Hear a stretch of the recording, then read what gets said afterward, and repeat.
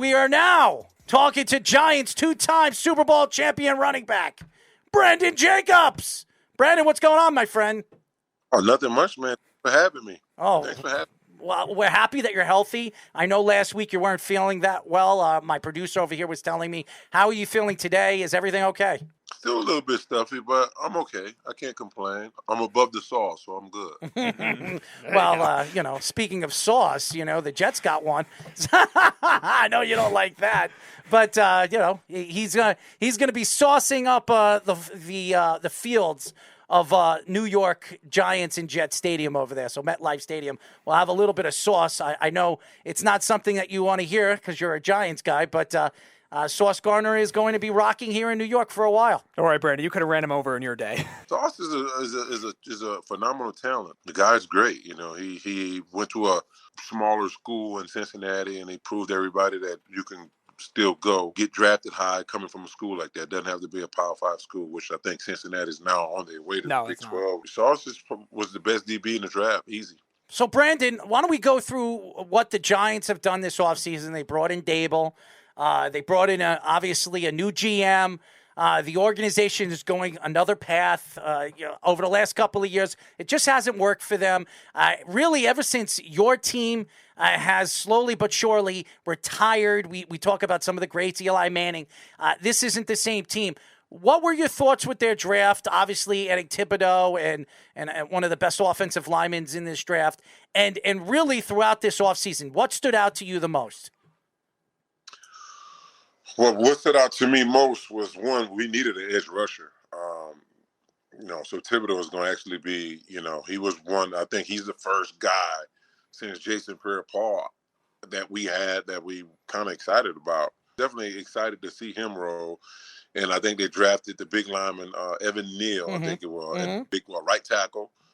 I think from Alabama. I think that's going to be, you got Andrew Thomas on the other side and Evan Neal on the other side. So I think our bookends on the offensive line is going to be pretty special. I think we got a chance, man. I still believe in Daniel Jones. I want to see Saquon stay healthy. Mm-hmm. Obviously, if he stays healthy and could have just a above average season, I think he'll make the Giants that much better. So the big dilemma, too, as well, is with Saquon staying healthy or struggling to stay healthy, they got to pay him soon. So we've heard this mantra of now running backs not getting paid as much. So do you think the Giants will end up paying Saquon? And does he have to stay healthy this year in order to prove it? He have to stay healthy this year. But if he stays healthy or not, the Giants isn't going to give him with the Cowboys, dumbass Cowboys gave Zeke. I shouldn't call them dumb because I like to see guys get paid. Mm-hmm. That's not why I'm calling them dumb. I just don't like them. But I'm glad Zeke got paid. I think McCaffrey got paid as well. Mm-hmm. I don't think the Giants is going to put that type of money on a running back.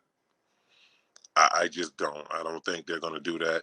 Saquon could come out and rush for 1,500 yards and have 25 touchdowns. I still don't think they're going to do that. As everybody, I'm sorry. Go ahead. I'm sorry. Go ahead. I think that they're cut to do that. As everybody knows, we are talking to two-time Super Bowl champion running back Brandon Jacobs. Brandon, the Giants have a very interesting schedule going into the season. Game number 1 is against the Titans. Their schedule gets very, very easy going into the middle and end of the season. Do you think that this Giant team could, because of their schedule and because of their division, win 9 or 10 games this year? Well, you said the middle toward the end of the schedule could be very, very easy. Mm-hmm.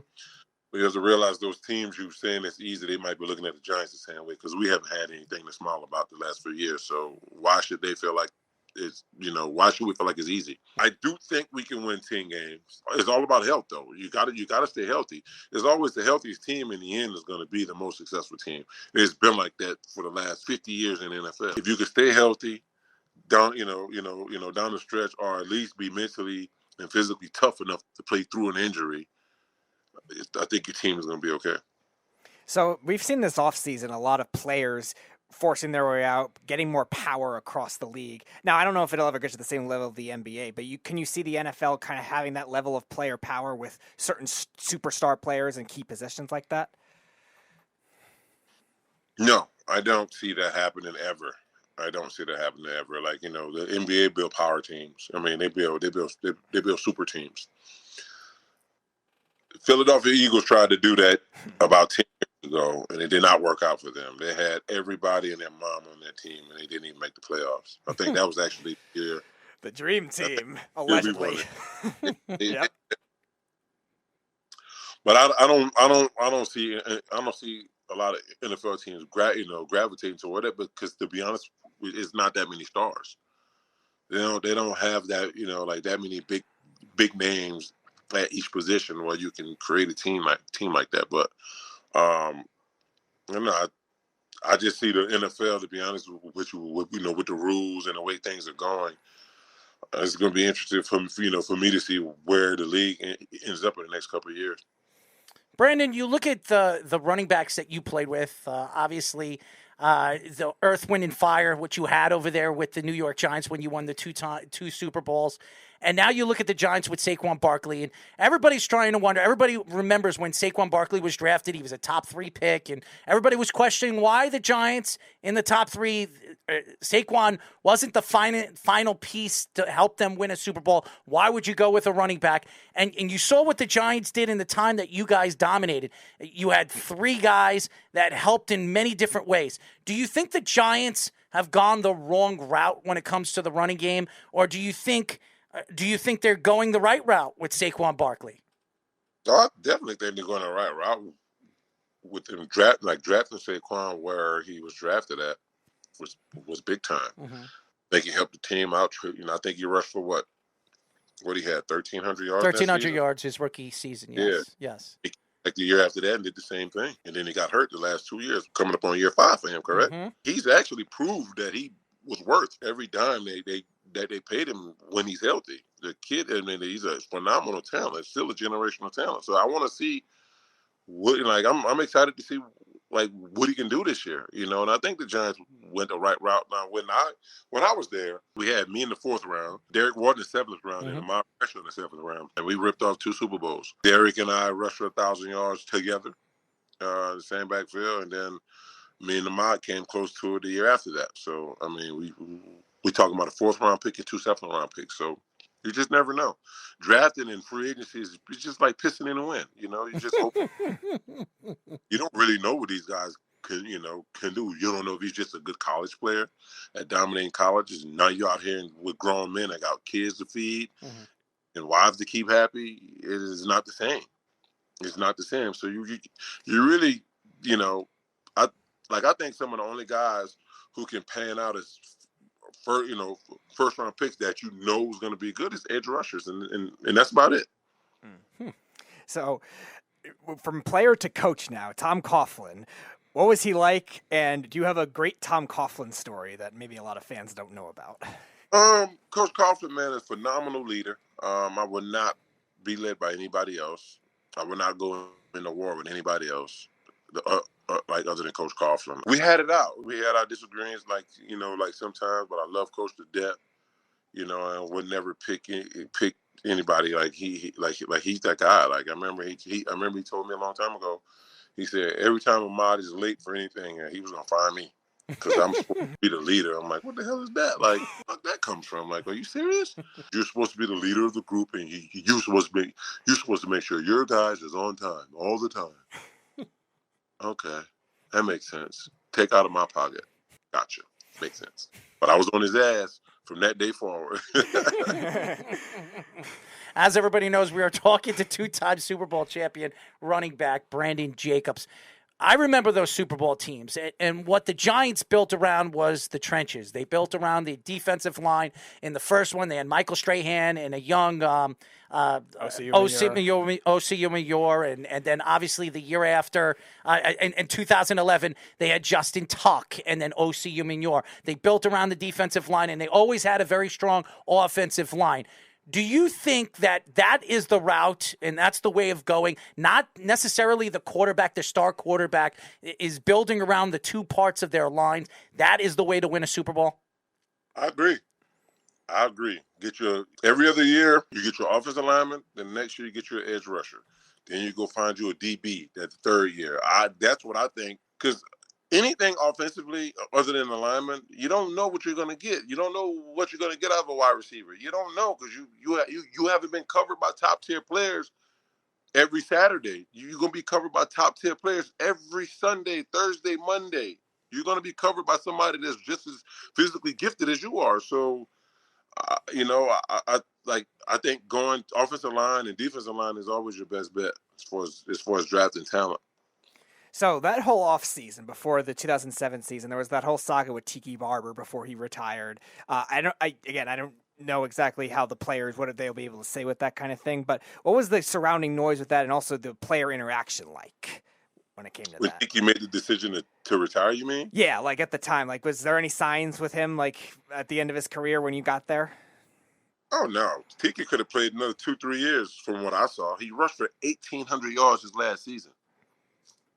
1,800 yards his last season. His year 10, 1,800. You don't get that. So when he told me that, he told us at the beginning of the season in the running back room he was going to be done. He told us that then.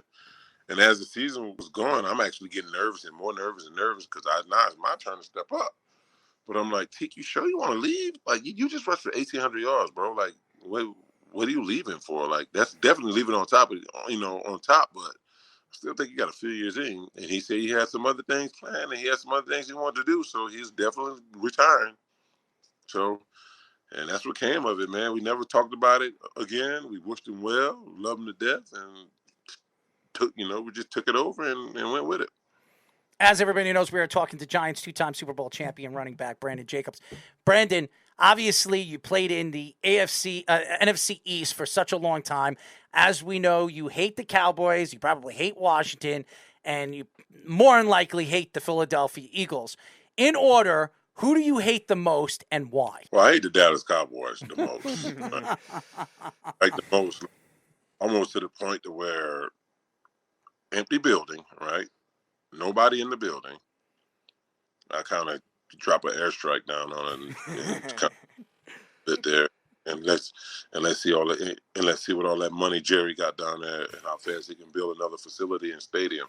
I hate the Cowboys. I absolutely I hate them. I do because and it's not even the Cowboys and the quote unquote success that they had to make me hate them because they don't have any of that shit, but. They're fans. The fans of the Cowboys, that's the people who make me really hate them. You know what I mean? Like, they always, I don't know, they always, like, how about them boys and this, that. Like, every year you're going to be great. Every year you're going to win it. Every year you're going to do this. Every year you're going to do, and you're going to do that. And they seem to not respect any other franchise in the NFL. And that's just, to me, that's just piss poor fandom. Like, you don't like the game. You like some mirage star that's never going to be there in the end. So Cowboys, and Washington and Philly could kind of fit in there together.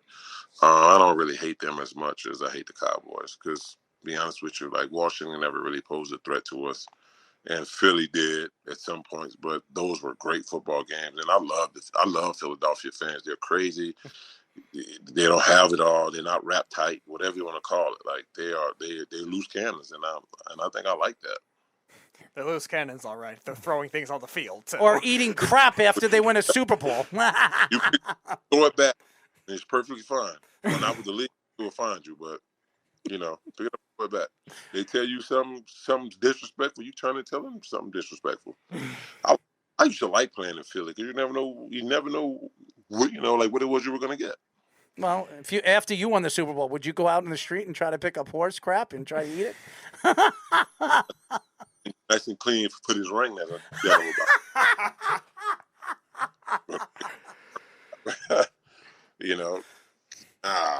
Oh no. Well, absolutely. Them boys crazy, man. That's just what it is over there in Philly, though. Like, you know what you're going to get. I want to go back to what you were saying about the Cowboys fans. Isn't it great how they always have the mantra of, this is our year all the time? This is it. Every year. They do have my favorite player over there, Michael Parsons, though. That boy's a beast. I wish the Giants could have drafted him. Yeah. Last year, but again, it was some other funny trade stuff that went down that kept them from doing that.